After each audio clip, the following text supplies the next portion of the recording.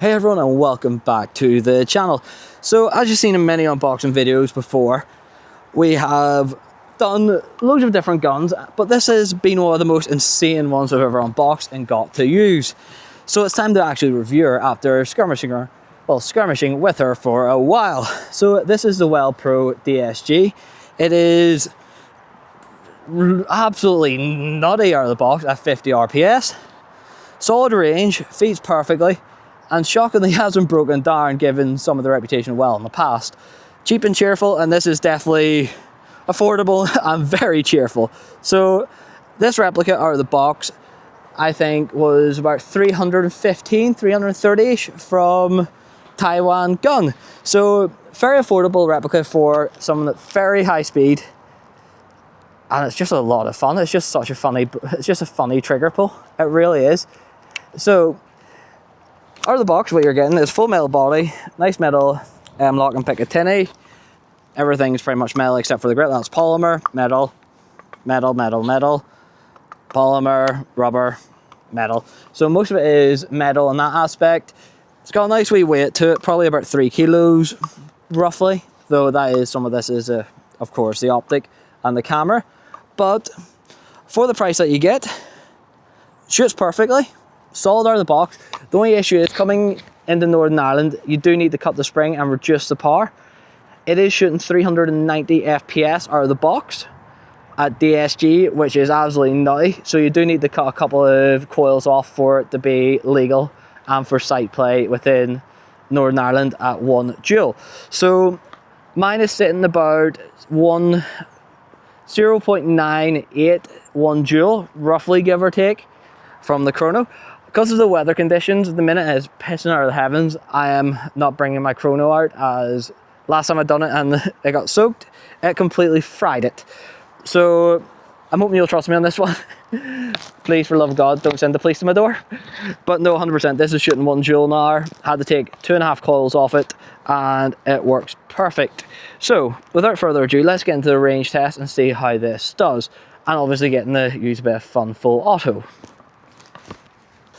So everyone, for the range test, essentially we're going to be using the back of the seat down here. We're going to test it as far as we can realistically push it. Unfortunately, there's some vehicles in the way up there, so I can't really extend the airsoft range any further, unlike some previous other videos. But with that, let's get the wee range test done really. So we're roughly, let's see, get my lovely little wee rangefinder out.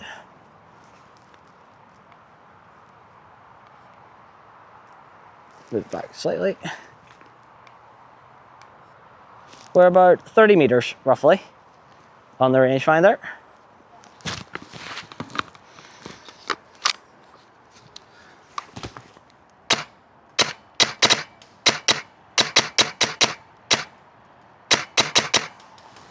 There we go, no real issues. Must have enabled binary there accidentally, whoops. But with that, let's get moving on further to a slightly more difficult range. Let's see.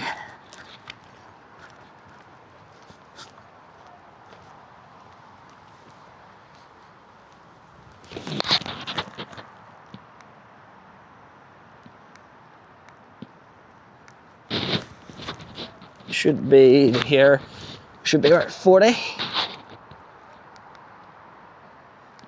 Yep, hopefully nearly 40 on the dot there actually.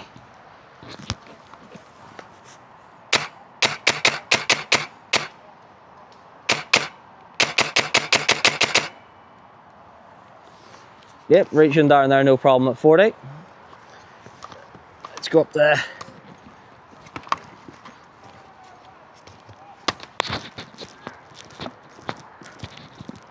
Let's see. Not sure about here. Should be approximately 50.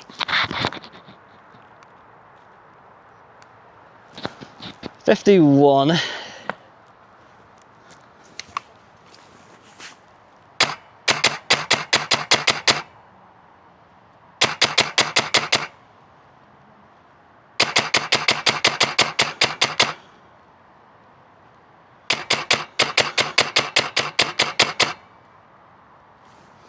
Yeah, it seems to be hitting it.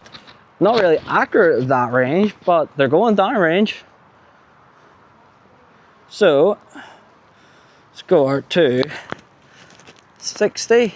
Don't think it's going to hit 60. Really don't think it is. I think 50 is going to be about the max range of this thing.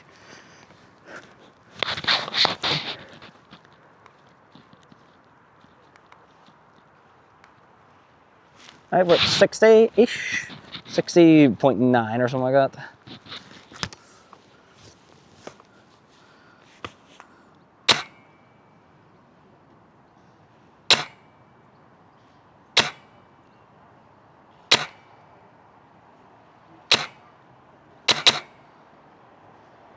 So I did hear a donk. So 60 meters seems possible.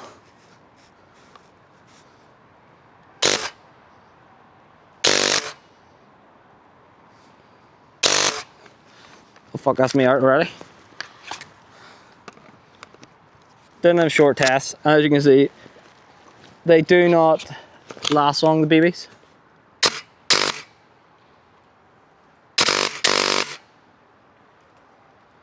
Yep, as you can hear, there was a couple of hits down there. So realistically, 60 meters is achievable with 2 5s on this thing out of the box. Not really perfect.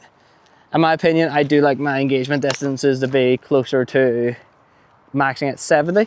But for DSG at 1 joule out of the box, nothing upgraded other than the spring being cut, you can't really be bad to that in a lot of aspects. So let's do a nice wee burst. Let's get a full mag.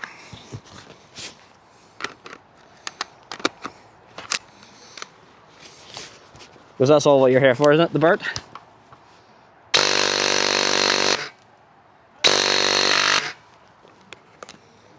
That is a fun. That is a lot of fucking fun. So, yep, out of the box, got some 50 RPS. The mags with it feed perfectly. The AMROC seem to keep up with it as well, the AMROC 250 mid caps. But definitely the best ones for feeding it seem to be the one that WELL make. So they carry 90. The AMROC 250s do feed quite decently, as we'll see here.